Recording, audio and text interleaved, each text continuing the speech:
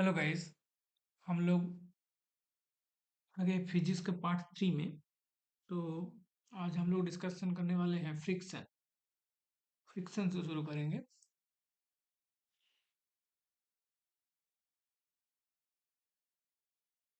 ठीक है, चलो। तो फ्रिक्शन क्या हो जाता है?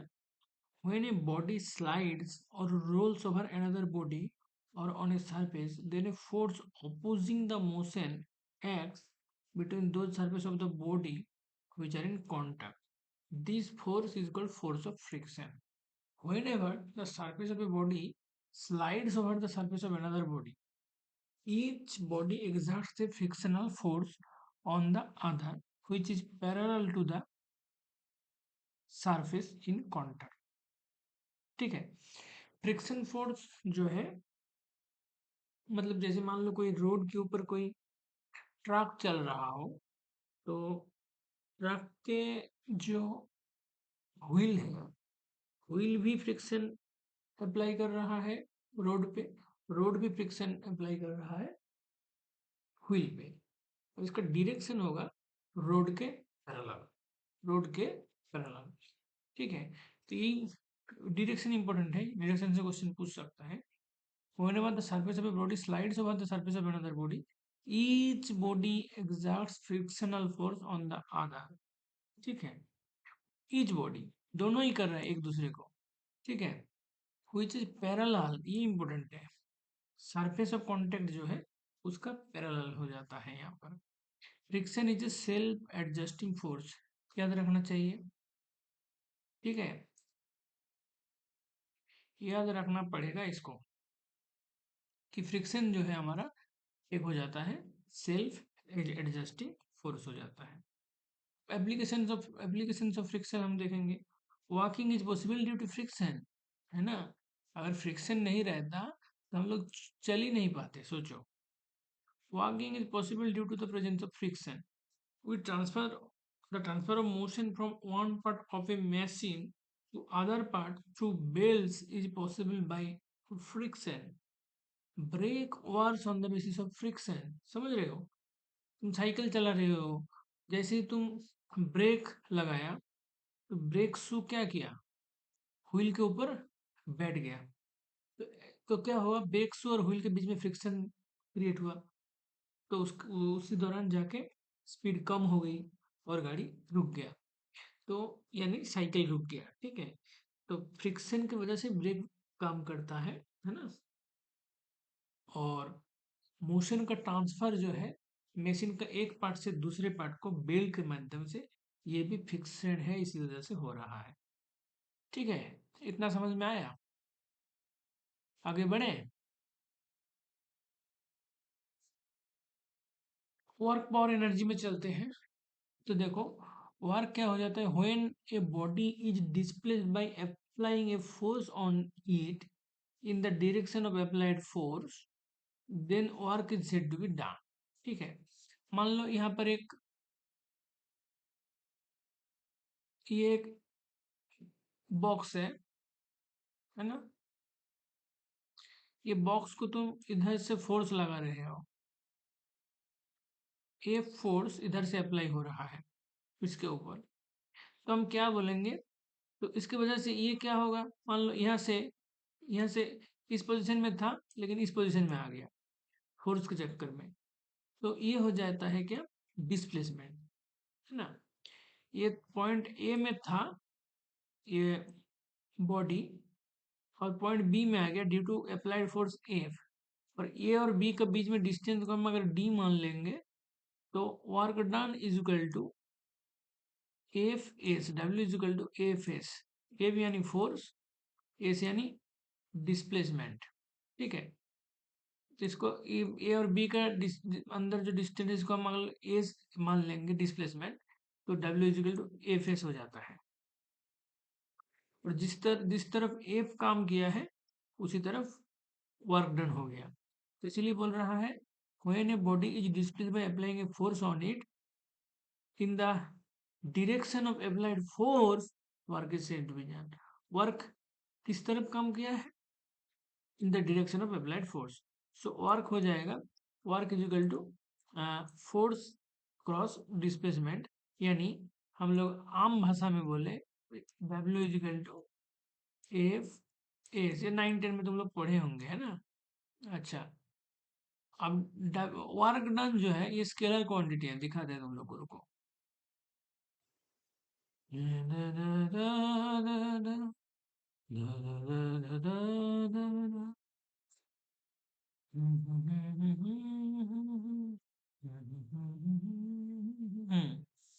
स्केलर क्वांटिटी देख रहे हो, इसमें वर्क है, तो वर्क तो वर्क क्या हो जाता है, स्केलर हो जाता है। ये दिखाने के लिए मैं तुम लोग को पीछे ले गया। चलो, तो work done can be positive, can be negative, can be zero. Work done positive हो सकता है, वर्क डन नेगेटिव हो सकता है, वर्क डन जीरो भी हो सकता है। ठीक है, मतलब इफ तुम मान लो एक दीवार पे फोर्स लगाया, दीवार हटेगा थोड़ी, नहीं हटेगा, डिस्प्लेसमेंट क्या हो जाएगा, जीरो हो जाएगा, एस जीरो हो जाएगा। तो F cross zero is equal to zero, यानी वर्क डन जीरो हो सकता है, वर्क डन जीरो। और क्या हो सकता है, वर्क डन पॉजिटिव, यानी जिस तरफ फोर्स लगा रहे हो उसी तरफ वर्क डन हो रहा है, तो हो जाएगा पॉजिटिव। जिस तरफ वर्क डन फोर्स लगा रहे हो उल्टा तरफ अगर वर्क डन होता है तो नेगेटिव भी हो सकता है। तो वर्क डन पॉजिटिव हो सकता है, वर्क डन नेगेटिव हो सकता है, वर्क डन जीरो भी हो सकता है। The SI unit of work is newton metre. देखो ये बहुत इजी सी बात है, क्योंकि एफ, अगर एफ का देखोगे, एफ का हो जाएगा न्यूटन, और एसआई सिस्टम में अगर हम लोग देखेंगे एफ का क्या हो जाएगा, न्यूटन, और डिस्प्लेसमेंट यानी डिस्टेंस न्यूटन मीटर हो जाएगा, है ना। दिक्कत, और जूल भी बोल सकते हैं, एंड सीजीएस यूनिट हो जाएगा आर्ग। ठीक है, सीजीएस यूनिट हो जाएगा आर्ग। तो it is a scalar quantity हो जाएगा, it is a scalar quantity हो जाएगा। जैसे कि हम लोग पहले ही बताया कि वर्क डन जो है स्केलर क्वांटिटी होते हैं, और वर्क डन के ऐसा यूनिट अगर देखा जाए तो न्यूटन मीटर हो जाता है, W is equal to F के अनुसार। और इसको हम एक यूनिट में बोलेंगे तो वो हो जाएगा जूल, और इसका हम सीजीएस यूनिट देखेंगे तो हो जाएगा आर्ग। ठीक है, अब आ जाओ पावर में। The time rate at which work done is done is equal power. मतलब ये तुम इजी से समझ लेना, power P is equal to work done per unit time, per unit time. तो ये हो जाएगा, तो वर्क डन का यूनिट क्या हो गया था, न्यूटन मीटर। तो कोई बोल सकता है कि भाई न्यूटन मीटर पर सेकंड इसका यूनिट बताएंगे, कोई दिक्कत नहीं। कोई बोल सकता है नहीं नहीं जूल बोलेंगे, जूल पर सेकंड बोल देंगे, हो सकता है, इसमें भी कोई दिक्कत नहीं है। अच्छा, तो the time rate at which work is done, time rate at which work is done, rate of work done is called power, और the unit of power is named after James Watt, इसको watt कर दिया गया। ठीक है, वाट यानी वाट, मतलब समझ जाना क्या हो जाएगा, वाट, वाट हो जाएगा जूल, न्यूटन मीटर पर सेकंड को हम लोग वाट बोल देते हैं। ठीक है, कोनो प्रॉब्लम।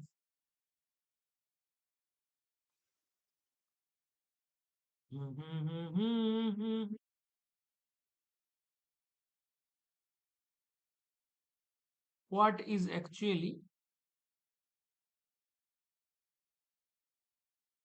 चेक कर लेते हैं भाई, गलत इन्फॉर्मेशन देने नहीं देना चाहिए। Two two two two two two two two two two two to.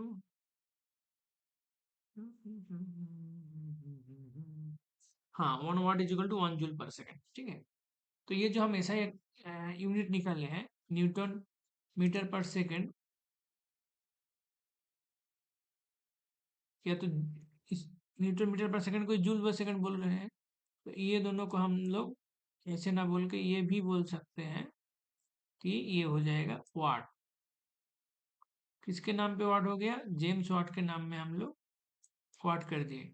James Watt क्या डिस्कवर किया था, याद है, स्टीम इंजन। देखो दिखाता हूँ, दिखा देंगे भाई, ये देखो, जेम्स वाट पढ़ाए थे, स्टीम इंजन पढ़े थे ना हम लोग, steam engine James Watt, condenser वाली, स्टीम इंजन पिस्टन वाली, न्यूकामेन। दिक्कत इतना पता चल गया। तो भाई साहब हम लोग क्या बोल देंगे, यूनिट ऑफ पावर को बोल देंगे जेम्स वाट के नाम में, वाट कर देंगे। वाट समझ के कंफ्यूज मत नहीं होना है, वाट मतलब सिंपल से जूल पर सेकंड हो जाता है, ऐसा unit. Unit of power horse power में भी बोला जाता है, क्योंकि बड़े बड़े इंडस्ट्री वगैरह में काफी ज्यादा जो पावर का यूज होता है, तो वाट में बोलेंगे तो बहुत बड़ा हो जाएगा, तो इसलिए हॉर्स पावर का इस्तेमाल किया जाता है। तो एक हॉर्स पावर बहुत बार क्वेश्चन में पूछता है ये, याद रख देना कि एक हॉर्स पावर मतलब 746 वाट। ठीक है, 1 किलोवाट मतलब 10⁻³ वाट, ये तो इजी है। मेगा मतलब हो जाएगा 10⁻6, कोई दिक्कत नहीं। किलो वाट आवर अगर बोल देगा, टेंशन लेने वाली कोई बात नहीं है। किलोवाट को 10⁻³ कर दो, आवर को 3600 सेकंड कर दो, यानी 3.6। और देखो 36 के बगल में 2 जीरो, इधर 3 मतलब 5, और 36 का 3.6 कर देंगे तो एक और, यानी 10⁻6, 3.6 इंटू 10⁻6 जूल। है ना, डरने वाली बात है यहाँ पर कुछ नहीं है। 1 किलोवाट आवर भी तुमको बोल देगा, तो उसमें डरना नहीं है। किलोवाट को 10⁻³ वाट कर दो, आवर को 3600 कर दो, ठीक है। तो हो जाएगा 3.6 इंटू 10⁻6, इजी मैथमेटिक्स है यहाँ पर। और वाट इंटू सेकंड हो जाएगा यूनिट। वाट मतलब क्या होता है, joule per second, joule per second यानी जूल बाई सेकंड। बाई वाला सेकंड और बाई बाई वाला सेकंड और ये वाला सेकंड कट जाएगा, बचेगा जूल, जूल हो गया। Kilowatt hour is the unit of energy, not of power. क्योंकि जाहिर सी बात है भाई, किलो वाट आवर बोल रहा है, किलो वाट मतलब पावर का यूनिट, किलो वाट, किलो हो कुछ भी हो, वाट है ना, तो पावर का यूनिट है। और आवर मतलब टाइम का यूनिट है, मतलब पावर इंटू टाइम। पावर मतलब हम लोग को पता है W/T इंटू टी, यानी डब्ल्यू, W/T, तो ये टी टी कट जाएगा, ये टी कट जाएगा, ये टी कट जाएगा, डब्ल्यू बचेगा यानी वर्क डन बचेगा। तो किलोवाट आवर जो है वो वर्क डन का यूनिट है, not of unit of power. ये याद रखना जरूरी हो जाता है यहाँ पर। कोनो दिक्कत, आगे बढ़े, एनर्जी पढ़ाया जाए, पढ़ाया क्या जाए, पढ़ रहे हैं हम लोग साथ में ना, पढ़ाना पढ़ना कुछ नहीं है। चलो, एनर्जी में क्या है,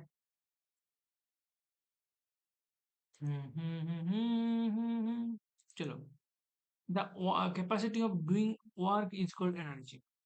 कैपेसिटी ऑफ डूइंग वर्क, भाई तुम्हारा बॉडी में एनर्जी रहेगा तभी ना तुम काम कर पाओगे।